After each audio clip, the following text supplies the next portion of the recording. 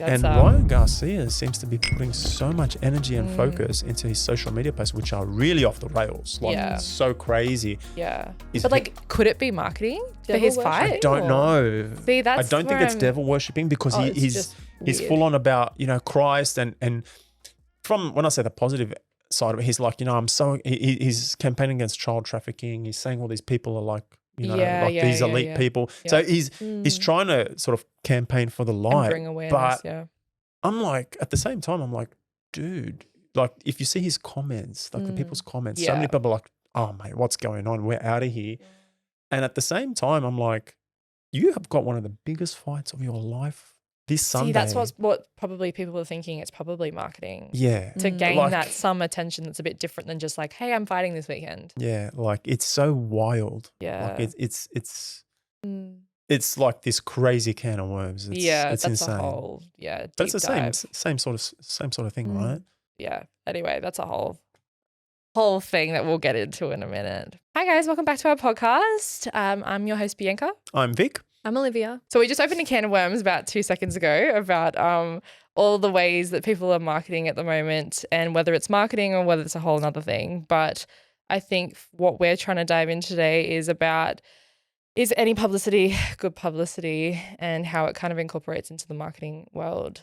So yeah, you spoke about the different ways people are potentially marketing themselves for, say, like you said, Ryan Garcia having a fight, you know, Doja Cat, Sam Smith, potentially having kind of a negative view in the music industry with the whole, you know, devil worshipping thing. I think that we want to talk about, is it actually a marketing ploy or is it more of a personal choice that they've decided to do? Yeah, and I think that's the $1 million question, right? Because sometimes it's so hard to tell. You know, there's ones that are so obvious, like you're like, oh, dude, you it's want not numbers. Done well though. You can see it, and it sort of backfires. Yeah, right? Like in a way it backfires, but then in a way you get all the trolls jumping on, increasing the numbers anyway, going, oh God, you've lost it, blah, blah, blah. But it's gaining that traffic. That's right. The trolls help that. Yeah. And that brings it back to, is any publicity good publicity, right? But yeah, I mean, just before we kicked off,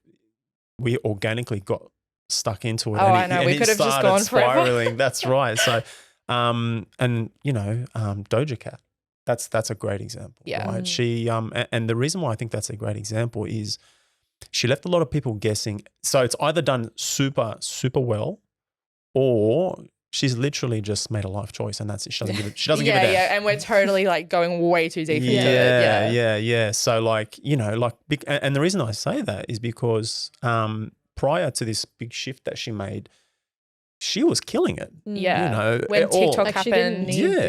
That's right. Yeah. You know, like she had all eyes on her. Her albums were smashing. Yeah. Right? And she was beautiful as well. People were commenting about how beautiful she was. I personally thought she was stunning. Yeah. Right. Yeah. And that Planet Her album came out. It was insane. She's hot. Yeah. And she was hot. She was blowing up on TikTok. All her songs would go viral on TikTok as well. She had that energy about her. You know? It was really desirable. You know?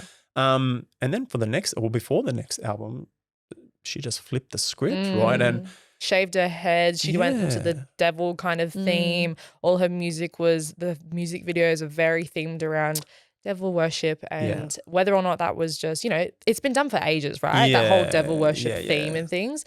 But it was kind of like it went from one to the other so quickly, and people were like, oh my gosh, she's, you know, sold her soul or whatever, some insane right? shock value there, right? And it was very ritualistic what she was putting in there. Like she was showing all this sort of demon ritual stuff and symbolism as well. And right? we know that blows up. It really does. As soon as someone does that, people are on that like, what the hell has she done? This is crazy, you know, yuck, don't, you know, support her because it's anti this, anti that. And so it gained that shock value. And that's exactly what happened, right? And what I found really interesting for her scenario is that she went and tatted herself up with a lot of it. So it's like, oh, more permanent. Are you not like just a phase, Mum? Is this not this Mum, it's not a phase. is this marketing, or is this, you know, like hey, committing. I'm committed to this, because she's literally tatted herself up and down with a lot of, when I say demonic, I mean just maybe it's more pagan. I don't know. I don't know enough about the demonic side of stuff, but it's obviously very symbolic and very confronting, right? And then, like you said, her videos, you know, with the demons one, way out there. Yeah. You know, and that's just one example. Her example is cool because of the fact that you can't tell whether it's legit or whether it's a marketing thing. And I suppose if it was a marketing thing, it's done super well. Damn because right. it got people talking, and people like us are still talking about it. And there's just so many examples of music, you know, celebrities, and it's more music. It's not really more of like, it's more artists. It's not really like, you know, your actors or your actresses or whatever, but it's more in the music industry. Like Sam Smith and Travis Scott and all of those other examples, it like that really quick flip of a switch is what makes us think, why is there so many people kind of jumping on that kind of bandwagon to, you know, have that kind of side of them now on social media and in the music industry, because it's just roared the world and everyone's talking about it. Yeah. And you know, they're actually really good examples as well.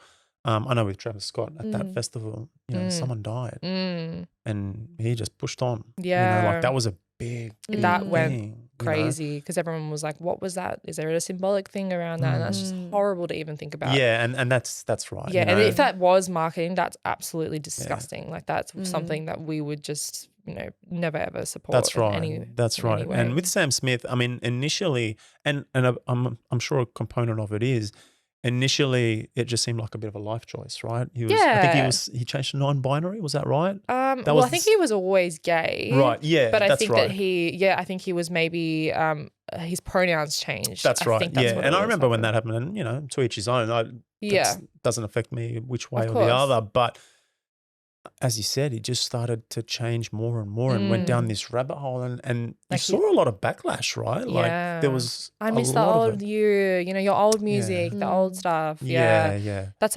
it's massive. Yeah. But again, it got people talking. He could have been, his publicist could have come to him and be like, look, man, you're dying out doing the same thing you're doing. You know, we need to change it. We need to have something that people will talk about, and something that people will talk about for a long time, because we need to keep things fresh, right? That's really what marketing is. Just and it's funny you say keeping that, up to date. because with his example, with his style of voice and the style of songs he was doing, very ballad-like. Yeah. Was he worried that, or was his publicist worried that he's going to become a Michael Bublé, where they're always famous but just stuck in that one genre? Or did they want him to be, you know, so prominent and out there that he's just always on the screen? Yeah. We don't know. Exactly. You know? And but it was insane. a choice that he made to do that kind of angle, and that's a big kind of misdirection. You know, not misdirection, I guess, but like, you know, such a massive shift, right? He was so innocent, lovely stories. His music videos were so soft and emotional, and then they went really sideways to a whole different genre, and everyone was like, whoa. And it was just, again, the shock factor is what made them talk about it. And I think you're right. Like with the shock factor, I know personally, when I used to listen to his music, I was so stunned by his voice. He's got such a unique voice, right? Personally, I was like, oh my gosh, you know, and I don't think he needed to change anything. He had such a unique voice. Everyone's probably on the same side as you with that. And I think that's why everyone got so affected by it. Yeah. You know? They got so shook, you know, but it's just happening more and more, you know. It's happening in so many different kind of aspects as well. Like, you know, the way that people do things on social media these days, we kind of have the insight of, you know, how influencers are, because they're the new celebrities, right? These days, the new celebrities are influencers and creators who have a following, or, you know, other people that you see on your For You page. But we know from an inside perspective the kinds of tips and tricks that these creators do to go viral, to gain that bit of attention, and whether or not it backfires on them or not is kind of the risk they take. They just want to generate controversy and get more eyeballs on their stuff, and it works. And people don't know that. They don't know it's on purpose. Yeah, and we kind of see it. We can kind of, I guess, you know, as we work with influencers all the time, we kind of can, from the conversations we've had with them, as well as, you know, from the marketing sides of things, we can kind of see, oh, you know, that was done on purpose. We can see that was probably planned, and that wasn't done just, oh, oopsies, my bad. Yeah. But, you know, we've had conversations where people have told us that they say things incorrectly, or they mispronounce things, and that's such a harmless way to gain traction, right? Such a harmless way, but it works every single time. And everyone in the comments is correcting them, being like, no, it's actually like this. You're so silly. Blah, blah. How many comments are they getting for an intentional mistake? It's so weird, right? Like it's funny because, and the example that you girls showed me the other day. Oh yeah, that was such a funny video. Like it was so funny. And I looked at that and I'm like, I'm not in marketing. You girls would know so much more than me. And that's, I suppose, where you have a positive, because not only do you work with the influencers, you get to know them personally a little bit with your interactions, right? So you can tell when they're putting it on or they're not putting it on a lot more than others. But with this example, I looked at it, someone outside the bubble, and I was like, oh gosh, like that's so I can't believe she would say it like that. Like, right. But then when we were like, no, that was totally on purpose, you're like, oh, because as you said in the comments, everyone, that's not how you say it. That's not how you say it. As if you would say it like that. Like, babe, we think that's the different thing that you're talking about, or whatever it is. Yeah. But that's how that video just blew up because plus the shock value of it. Because Again, it was, and there's no real consequences. Like you said, it's harmless. It's harmless. So like harmless. No one gets hurt. People might think you're dumb, to be honest. That's you might, kind of it. Yeah. You're going to get the negative trolls in anything you do regardless. I reckon they sort of weigh that up and like, well, people are going to hate anyway. For sure. That's exactly right. Like there's so many haters, and I think that, they're going to benefit from them in that way. Like if someone's going to hate on you on a video because you've mispronounced something, or you've, maybe not understood something as much as you want to, or trying to come across as, people are just giving you free engagement, and you guys don't realize that they're getting paid for this. They're getting the brand deals because they're showing off that their video blew up, or they're getting, there could have been a secret product placement in that video that you don't even know about because they've done it so well, and now that video has just gone viral and they've got paid thousands and thousands of dollars. And the hate's just making them rich. Really, like it's just putting money in their bank. Definitely. I guess there's the other side of when people do that and they don't think about what they're saying, and it's maybe it's not harmless. I'm sorry, it is harmless now. Harmful, that's the word. It is harmful now because you might have said something that was maybe insensitive or really like not smart. You've really not thought about the implications, rather than just mispronouncing a word that was super harmless. It's the other side of misinterpreting something. That's right. And you got to be careful with that incident, because everyone's allowed an opinion, but when you have a platform, you just have to be so careful, because when you are voicing that opinion to millions of people, can be interpreted a bit differently. And when you sort of touch on sensitive topics, whether it be religion, race, political views, political views is a huge one at the moment. Of course. When you start bringing that kind of those kind of topics in, it's a slippery slope. So slippery. And people get vilified and ultimately cancelled, really. Yeah. We have contracts with influencers, and in our contracts it states if you voice any political, religious, or, things that are controversial, and we can cancel that relationship with you, because you have to be able to protect a brand from situations like, Kanye did that with Adidas. Kanye, they kicked him off real quick because of his voices and opinions, which were going viral. And because you have to protect yourself as a brand, because you don't want to be associated with someone who's out there going, this is how I feel about this, and this and this, even though they're allowed to have their opinion. But as a brand, you'd be like, oh, I don't want to be associated with that. That's not how I feel. This is not how I want to be interpreted with this person. So there are so many things in place to make sure that you're protecting your brand. Because influencers can just go rogue, right? They can just say whatever they want. It's their platform. They're allowed to say whatever they want. But when you have a brand deal, that's when you've got to be really careful about what you say. What a great example, but because Adidas, one of the biggest brands in the world. Huge.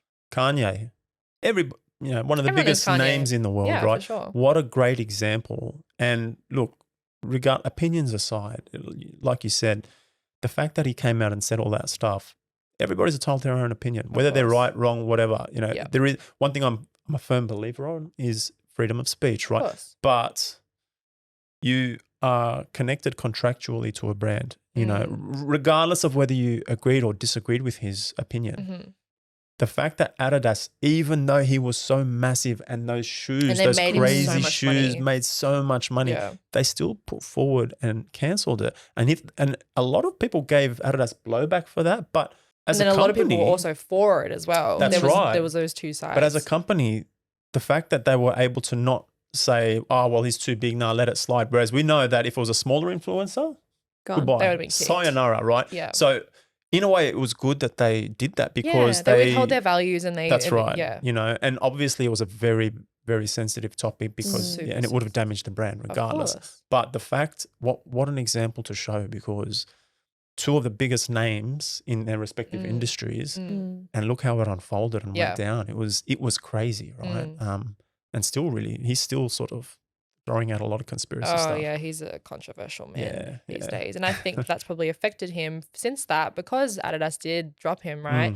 That a lot of brands are probably so cautious to work with him ever again. So that's, again, another example. Like if you do get cancelled as a creator or a celebrity with a big brand like Adidas in this example, you have to make sure that, you know, this is going to affect you for your other brand deals as well. Like brands are going to remember that and go, oh no, I don't want to work with them because this is what happened. Like if Adidas dropped them, oh my gosh, we shouldn't work with them because it's going to be a butterfly effect. I think they lost billions of dollars from memory. I remember them saying it was a 3-point-something billion dollar loss. Yeah.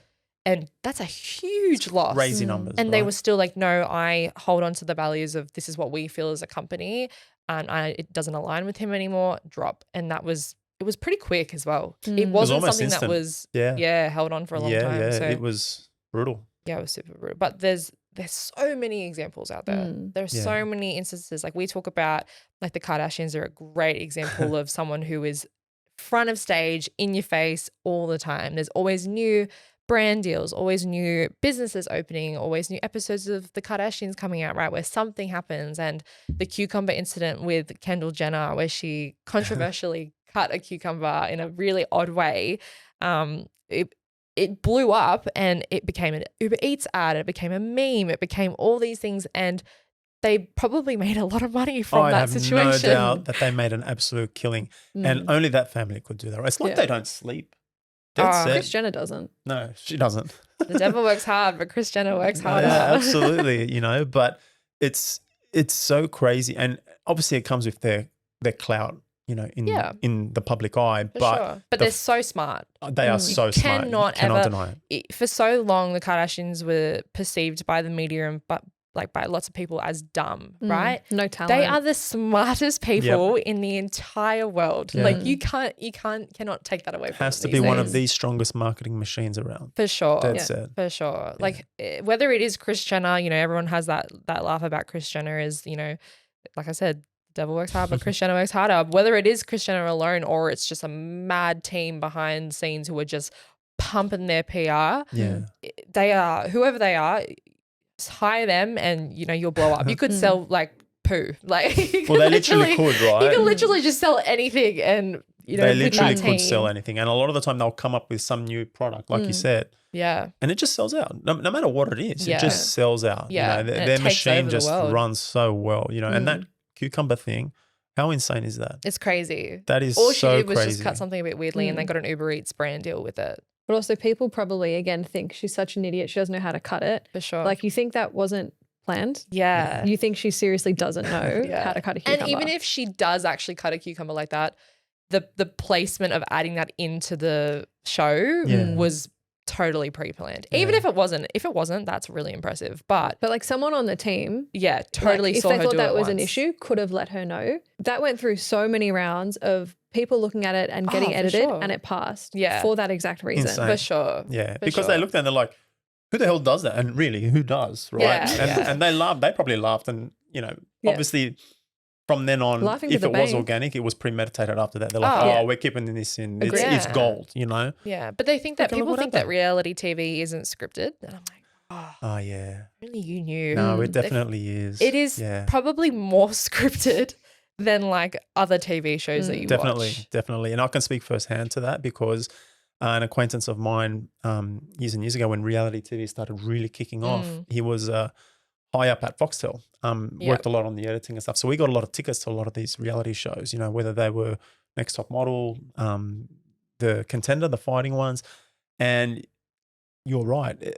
People would be surprised how much of it is scripted. So crazy. You know, and they'd openly say, they'd come and tell us in the audience first. Yeah, but it's reality TV. Yeah. So people think that people just show up and go blah, blah, blah, blah, blah, blah, and that's it. That's the cut. No editing, nothing. It's just, there are so many stops, starts, say this, even in post, like I know that there's a lot of TV shows like The Voice and X Factor and stuff that I've had friends go on and they say, oh, you know, they've changed me to sound like I'm talking about my dog, and I'm talking about, they make it sound like I'm talking about my mum, right? Because like, you know, you might have been more emotional towards your dog because everyone's like, I love my dog, whatever, right?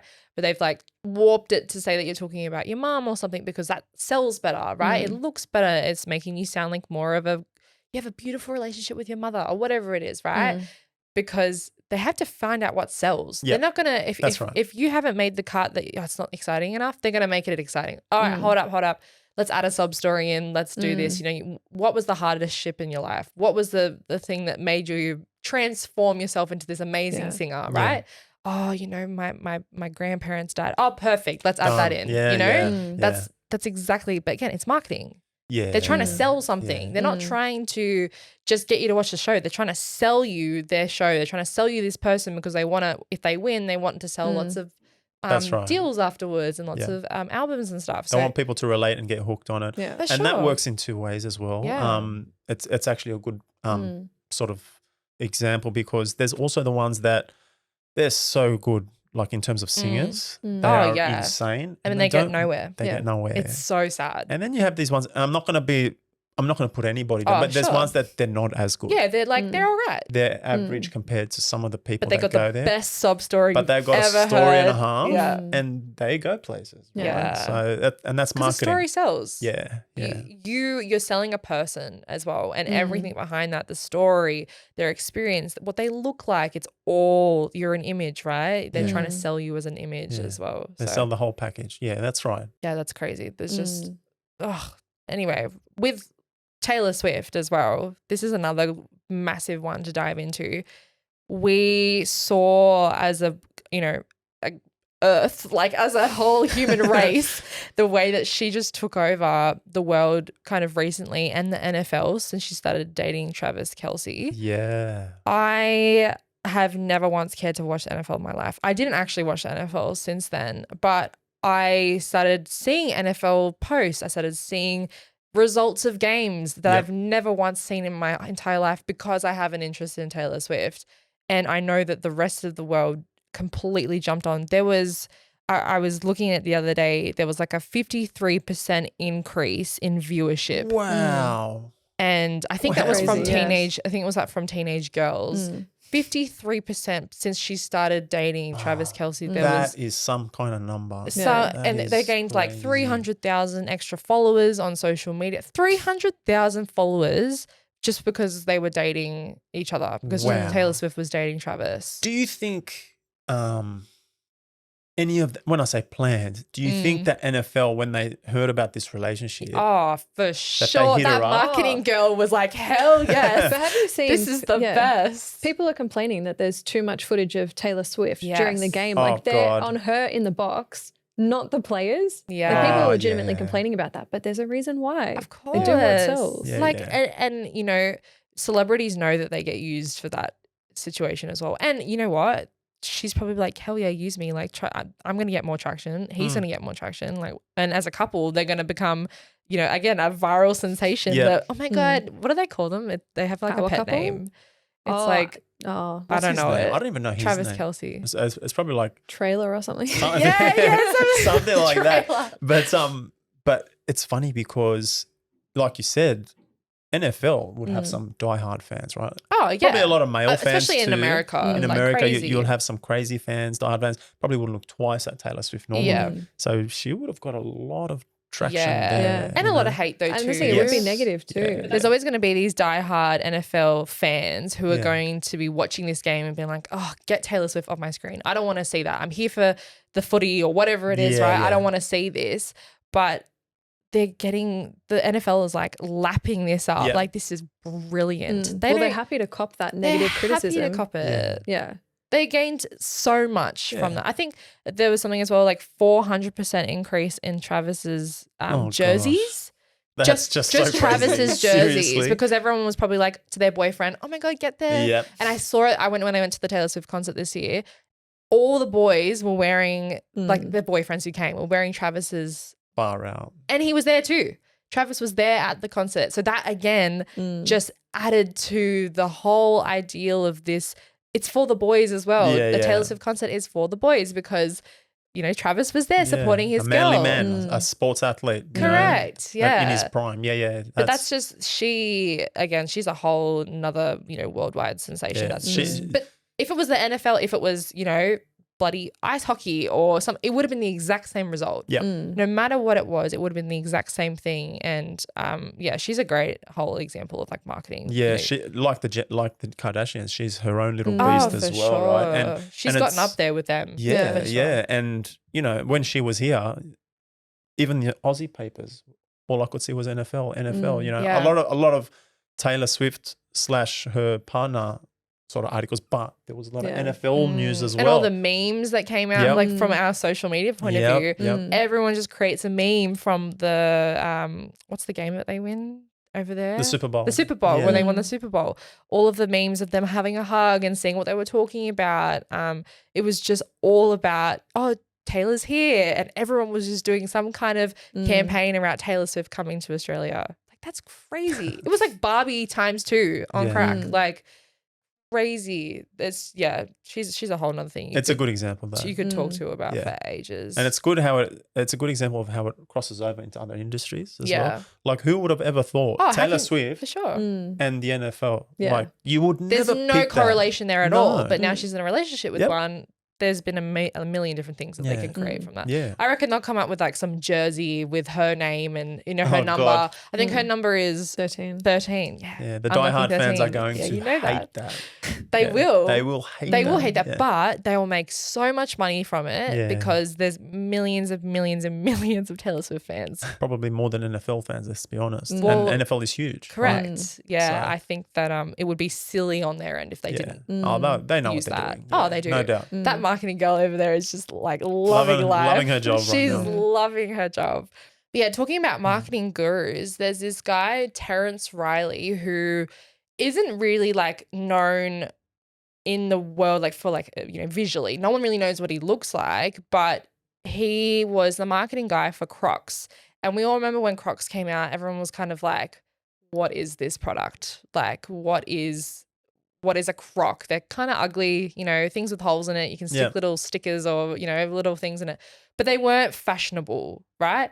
And then I don't know when it was, maybe a few years ago, they just blew up. Really blew up. Yeah. And all the celebrities were wearing them. I know Justin Bieber did something and all these other big celebrities, and now they're fashionable again. It's really weird. I find it weird sometimes seeing people. So weird, but walking down the street in public with them. I actually don't own any. Neither do I. And you know what? On some level, as a guy, do David has a pair, and they actually look so cool. They're they actually? They're like weird looking, like Yeezy style Crocs. You know what I like about them in that situation? Cool. The thing, as a guy, I'm such a laid back kind of guy. I want to be as comfortable as possible, right? Yeah. That part of it, when I see people wearing them, I'm like, you're wearing these outdoors, but I can appreciate it. Yeah, it's like slides. Wow. I feel like it's the same kind of level, but I feel like slides weren't given that same kind of persona of like ugly. Well, slides weren't like owned by one brand. Really, like Crocs. Well, I think Yeezy slides came out first, wasn't it? Oh, the Yeezy ones. The Yeezy slide. We're talking about it as the Yeezy slides came out, and then everyone else kind of came out with slides.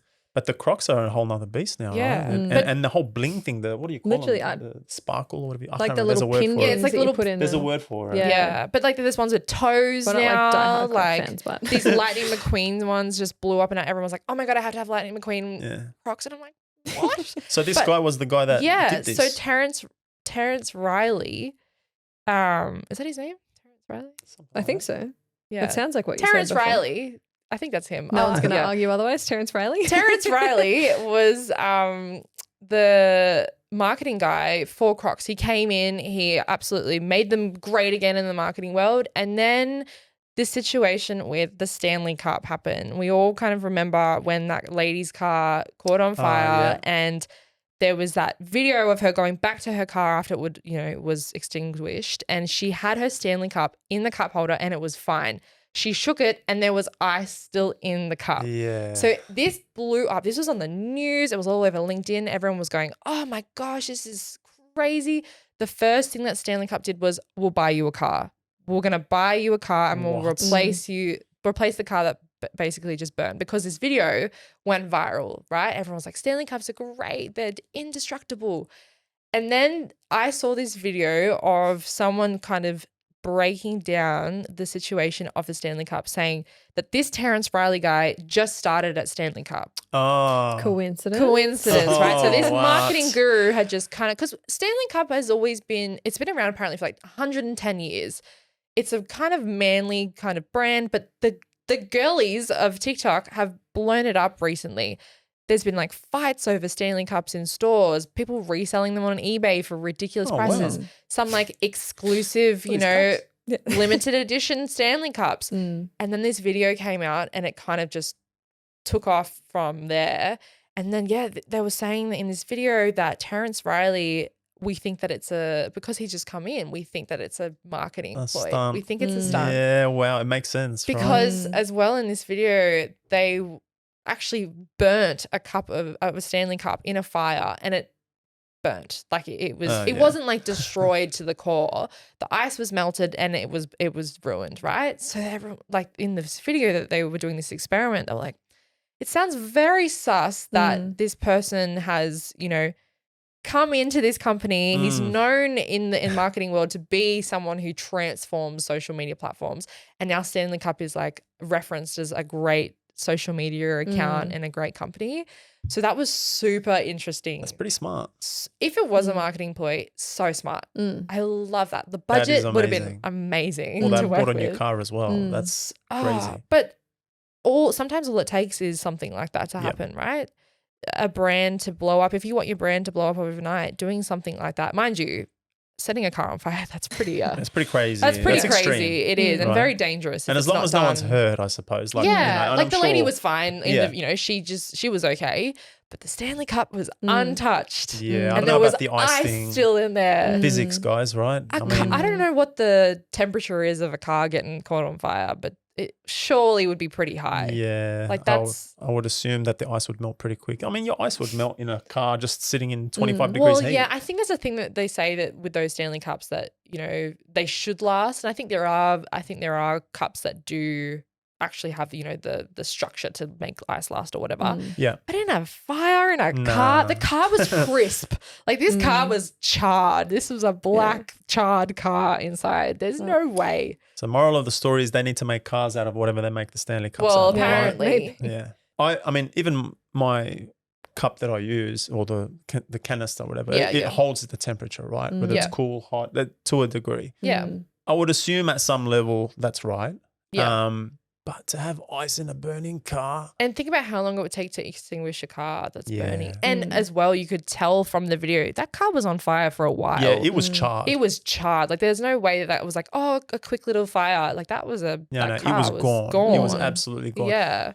I mean, but it worked, right? Oh, for sure. And even someone who I would consider myself somewhat intelligent, if that popped up to me, don't laugh. But like if that popped up to me, my first reaction was like, oh my God. Yeah. Imagine how many people would have thought, oh, this thing is the best. But it's so insane that you're like, it kind of has to be true because it's so unbelievable. And it became from a random lady. It didn't come from the brand. Yeah, right? that's so smart. So a lady posted it from her own organic socials and that's another thing, right? Yeah. There was no ties to the brand. Correct. Yeah. Well, that we know about, that's right? Amazing. That's so smart. So that's the whole thing we talk about, like publicity these days, like how you publicize things. Yeah. You have to be a bit different because by doing, obviously setting a car on fire is fully extreme. That's out there. If it totally worked. So being different in the marketing world by doing things like that is super, super smart because you have to be able to be different these days because everything's been done. Like we've said before, everything's been done. So whether it's good publicity, that it could have gone south if it was a stunt. It could have gone super south. Or if it was like properly found out that it was all for sure, like on purpose. Who knows? It could come out. But like that would go negatively. And like you said, if people go, it actually doesn't work. Like the whole thing is a full lie. Yeah. That could flip. It could. Yeah. You know what would be smart for a competitive company would be to do that stunt again, have someone then not connected to the brand go, no, my Stanley Cup actually completely melted in the fire. Yeah. And then, have an alternative and the alternative brand could reach out and go, oh, you know, we did an experiment and it did work. You know what I mean? Like that would be great for a competitor to do that situation, because everyone would connect that straight away to Stanley Cup. Yeah, and it would become like almost like a rivalry, like someone. And there's so many big rivalries there, like Coke, Pepsi. Like there's, you know, it'll become one of those, right? Because they've gotten that big and that much eyes on them. They're just funny at each other, though. I feel like Coke, Pepsi do like funny little digs, right? Well, they've been around for so long. So see, we think about that, right? That's what even like there was something with Subway and Hungry Jack's, and like it was a full dig at each other, and it's like, surely you've had a chat. Yeah. Like, or it's the same agency looking after the same place going like, yeah, guys, let's collab. Because it's always one brand has a dig, the other one has the perfect response. Like it's never just one person. It's not like, and think about how long it takes for campaigns to be built, right? Yeah. Especially for these massive brands. Like we know that there's a lot of legal things you got to go through. Yeah. There's no way that you can turn around in one day a dig back, graphics made, you know, approved by legal. There's no way. Yeah, you're right. Completely planned. It's pretty cool. But it's funny. I like it. But you know? Again, consumers, like people who don't work in marketing, they don't have no idea. It just gets people talking. And you're like, I can't believe they would do that. Like it's so obvious that they're digging this other company without saying their name. Yeah. But again, it's like they probably did get approval on it. Yeah. Yeah. It would make sense that they do, right? I mean, just from a legal perspective. Yeah. They'd have to. Oh, they'd 100% have to, especially like if you're going to use the names of a specific brand. I know there's so much like issues about calling out a specific brand while you're having a dig, especially a competitor. That's crazy. We've had instances where we, you know, wanted to diss a competitive brand for one of our clients, but there's so many things you have to make sure you don't do, and so it's not obvious, but it's obvious enough that people get it, right? Because no one wants to get sued. No, like it's all fun and games we can be until someone gets for sued. that. I mean, all the big brands, I guess, they sue people all the time. So many, like I know Taylor Swift sues lots of people. Oh, they'd have a team just doing that all the time. Oh, for sure. They'd have a team, and I'm sure Coke, Pepsi, they all have these teams, you know. But the subtle digs are cool, right? I love it. And it's like this, and because they're such old brands too, and they're such household brands, it's kind of funny and it's cool to watch, you know. Like that Pepsi one. I think it was a Halloween one. Oh, the cake one. It said like this is like the scariest or something. They were dressing him up. They dressed up the Coke. Yeah, that was funny. You know, like little subtle things like that. But it's funny, and you go hee hee, like that's funny. You're not gonna go, oh, that's so stupid or cringe. Like it was funny. Yeah, but they're not turning around and saying Coke is don't crap. buy my product. You know, don't buy that product. Buy my product. It's like that still funny dig. Both. Yeah. Well, But that's the thing, though. It does still promote both. So that's also the risk. That's probably why they're okay with it, though, because it's like you still look at the thing, like the Hungry Jack's Subway one. Yeah. Still look at the Big Mac. You're like, actually, still does look pretty. And good. You're either a Pepsi fan or a Coke fan. That's right. You're either a die-hard Coca-Cola fan or you're a Pepsi fan, because there's two people in the world, right? Yeah. So yeah, it's funny. I love that stuff. I love when I see brands like take that risk and they do something a little bit different. I love it. It's the best. It makes marketing fun. Yeah. Agreed. Yeah. And it's a bit more, when I say casual, it's a less serious look at yourself. Yeah. No one likes serious marketing. Yeah. And that's kind of cool. I agree with you. You know, it's, you know, they take the piss out of each other a bit. Yeah, for sure. It's cool. Yeah. So do we think that any publicity is good publicity, or what's our kind of final thoughts? Look, overall, I think there's definitely a line. There really is. Sure. And when that line is crossed, and I think, and look, it gets more extreme all the time, but yeah, the line keeps getting moved. It does. But it's good, right? It is good to push boundaries. It is, but not too far. I think there's just a line where it sort of starts impacting safety. It starts impacting definitely false information about brands, people, or the like, you know, where that can sort of go south real quick. So there's going to be a line, but ultimately, I mean, that Kylie Jenner one, or Kendall Jenner, was it? Yeah, Kendall, what a great example. Harmless, funny, and silly. Like, and a lot of people thought it was stupid, but look what it did. She got absolutely hammered on social media. You know? What an idiot. Who cuts a cupid? And she's like, and so it's sort of in the eye of the beholder as well, right? Because like a lot of people would have looked at it and thought, oh my God, she's so silly. What a bad stunt, or what a bad thing to do it publicly. Whereas really it was a great thing to do. Everyone's like, look at the paycheck I just got. Well, so it's also going to be an opinionated view, you know, whether it's good or bad publicity. So yeah, definitely. I think that I think people really take and run with is any publicity good publicity. I think people really, there's some people who just risk it all. Yeah. Oh. Like so many, what you have an example? Yeah, just there was this influencer who was promoting her new podcast, And in a TikTok clip promoting it, she had a little grab of her talking about this time where when she was younger, she had accidentally killed two of her family cats. Yes. And obviously that was in her mind. This is so controversial. People are going to talk about it. They're going to listen to the podcast. Went the total opposite way. Like she's now totally off social media. I haven't seen her for a while. She's fully gone, but it's the same thing. She would have thought, you know what, like controversy. It's harmless. I was a kid. It happened years ago. Like it's just going to get people to listen. So like you have absolutely to be careful. But that's the thing. She would have maybe had the opinion like this is not going to do anything. This is just something that's just, you know, as you said, like a call, not a call to action, but more like something that's going to grab the shock effect, right? Value, Oh, it's something I did as a kid. It's harmless. No, you can't gauge how people are going to react sometimes. That would trigger so many people. That's the thing. And like if she knew the impact it would have had, she probably wouldn't have done it. That's like she thought that this would have gone differently. You just that's the thing. It's the risk that you take. Yeah. There's risks. That's another thing. There is risks. You know? Big risk, big reward. Yep. Well, that's the thing. It could have gone the opposite way for her and it could have totally blown up her podcast, right? But unfortunately it didn't. So that's, you know, and when you're a big brand like Coca-Cola, you can do stuff. Like I know that Pepsi had the ad with Kendall Jenner and that was not had such a negative effect back in the day. But no one really talks about that anymore because they're a big brand, right? They have the money to clean up all the mess that happens. Manage reputation. Exactly. Damage control. There's usually damage control people because they've got the budget to do it. And when you're a small creator and you don't really have that, well, not even small, she was pretty big. Yeah. You have to be careful because you're one person as well. You're not a company that's, you know, selling Coca-Cola that everyone loves. You're a person you're selling. So. Well, see, with Pepsi, they could just be like, look, that person stepped down. They're no longer managing it. But as an influencer, you're the only person that people watch. What are you going to do? That's why they come out and say, oh, I've learned, I've changed, I've done this stuff. Yeah. Because there's no other way to work your way out of that hole. For sure. Yeah. The risk is far greater, I think. Yeah. Thanks, guys, for listening to this podcast episode. We hope you enjoyed. We'll see you in the next one. Thanks. Thanks, guys.